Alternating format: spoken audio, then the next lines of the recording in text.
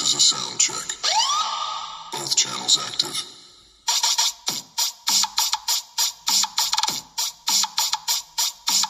Hello, welcome back all.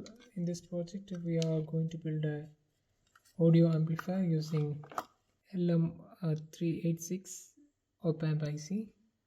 This is the LM386 IC, and we need a speaker 4 ohm 3 watts, and this is the 1000 UF 25 volt capacitor.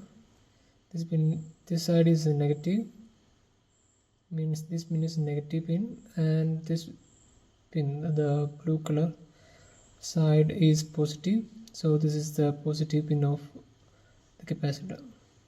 Same way 100 UF capacitor.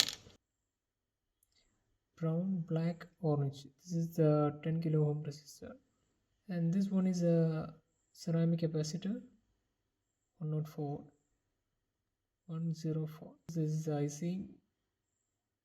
This is the main component in this project, LM386, and we need a battery connector,